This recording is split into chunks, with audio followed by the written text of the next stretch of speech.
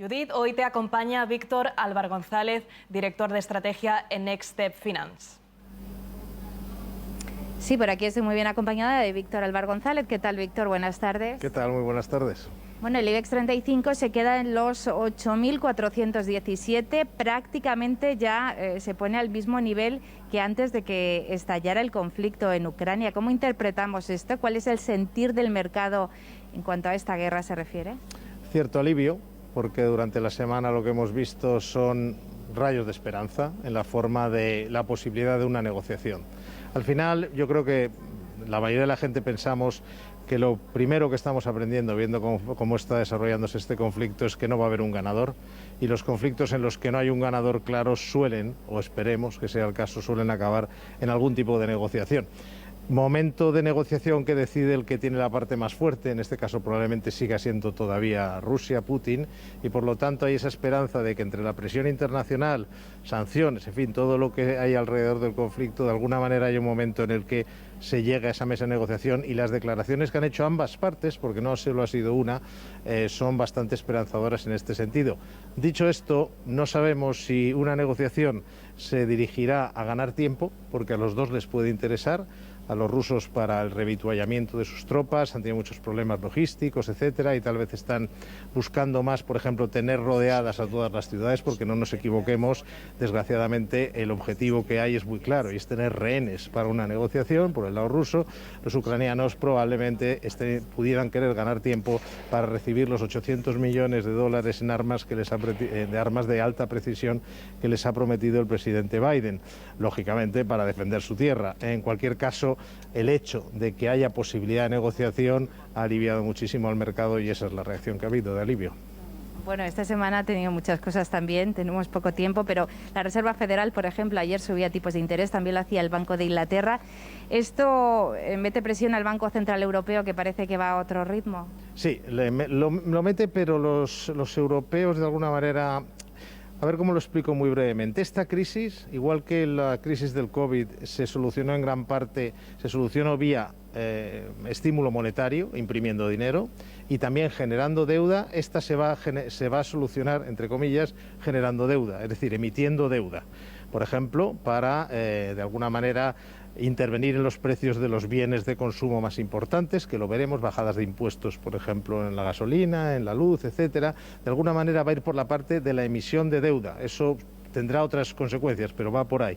El Banco Central Europeo no se puede permitir olvidarse de la inflación, porque si hay una consecuencia de este conflicto, dure más o menos, es la inflación, porque las sanciones durarán, incluso aunque haya algún tipo de acuerdo, alto al fuego, etcétera, las sanciones seguirán ahí, y eso significa una cosa, inflación. Por lo tanto, en este caso, meten presión, y además, en el fondo, todos sabemos que tan pronto pueda, el Banco Central Europeo va a hacer su trabajo, porque si ya no tiene otra. Aprovecho ya ahora para preguntarte por el petróleo, porque el precio de la energía mucho tiene que ver en esta inflación. Tenemos el precio del petróleo, que había 3 días esta semana que parecía que nos daba cierta tregua, pero ayer vimos que no, que otra vez volvía a la escalada. Como digo, podrá haber acuerdos, pero las sanciones están para...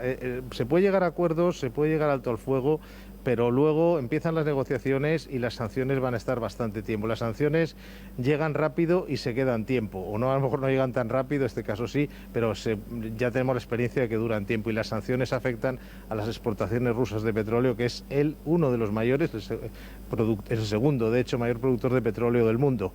Dicho esto, ya iremos viendo, porque también en el mercado de materias primas es muy volátil y puede pasar de todo. Pero en definitiva, lo que también es una buena noticia es que después de la gran subida, el petróleo se mantenga en ese entorno de los 100 y pico dólares por barril. No estamos hablando de un riesgo de recesión como consecuencia del precio del petróleo, porque otras veces se ha crecido con precios similares. Otra cosa ya es que nos pongamos en 150 o algo así. Entonces sí que sería un problema a nivel puramente económico. Ahora mismo es sobre todo inflación, porque Rusia, cuidado, tampoco pesa tanto en la economía mundial como actor económico, como motor económico. Por lo tanto, su impacto, su peso, es como uno de los primeros productores del mundo de materias primas, y eso significa en la inflación, no tanto en el crecimiento. Más cosas que han ocurrido esta semana, pues Inditex presentaba resultados empresariales, se veía impactado por Omicron en el último trimestre del año pasado, y es que el coronavirus, pues parece que nos hemos olvidado un poco, pero esta semana ya hemos visto que sigue ahí. En Asia se han confinado algunas provincias. Este es un tema que ya parecía superado por lo menos en los mercados, y puede volver a surgir?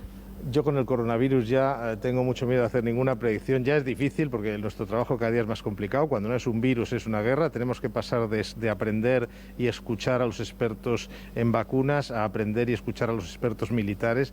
Pero lo que sí parece evidente es que la estrategia que se ha seguido en Europa, en la cual se han producido más contagios, en fin, en China básicamente han ido a la política de tolerancia cero, y entonces no hay una, por decirlo así, una inmunidad de grupo de ningún tipo.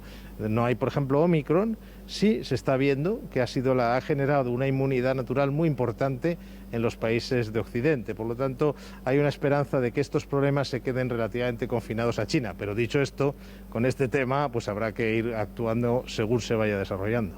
Ya que hablas de China y de Asia, esta semana también las tecnológicas allí en China se han disparado, alcanzando subidas de récord, por ejemplo en Alibaba. ¿Qué es lo que ha ocurrido exactamente, Víctor? Bueno, primero que habían tenido bajadas de récord porque ha sido una caída brutal, motivada por una especie de purga, por decirlo de alguna manera, del partido, de los políticos, del poder político hacia las empresas. Hace ya varios meses, al final hablamos de una dictadura, el Partido Comunista Chino decidió que había que controlar un poco este poder que estaban tomando las grandes empresas, las tecnológicas, todo eso, que tenían que controlar eso.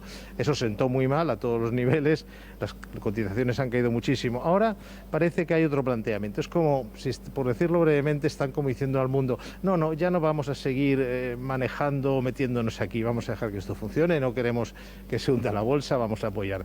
Bueno, una actitud nueva por parte del poder en China hacia los mercados, hacia las bolsas. Hay que cogerlo un poco con pinzas, pero sí es cierto una cosa, los precios son súper atractivos, porque tienes empresas tecnológicas buenísimas a precios de lo que se llama en el mercado de valor. O sea, ¿como por ejemplo?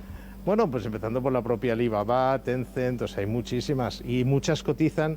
Lo que pasa es que hay una segunda derivada que hay que tener cuidado, y es la posición que tome China con respecto al tema de Rusia.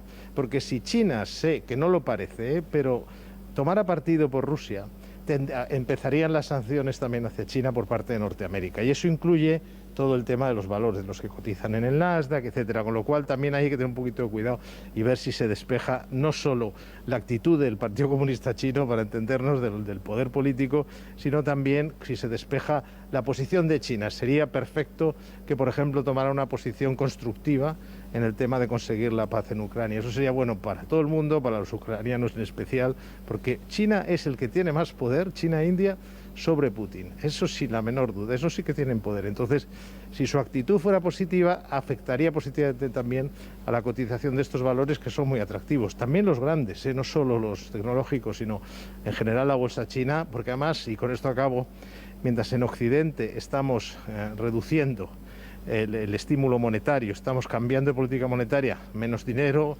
no tan barato, cada día menos barato, allí están en un plan más de estímulo monetario y económico, y eso es bueno para el mercado. Bueno, pues nos vamos a quedar con esto, esperemos que vayan las cosas bien. Gracias, Víctor, ya lo han escuchado, está todo...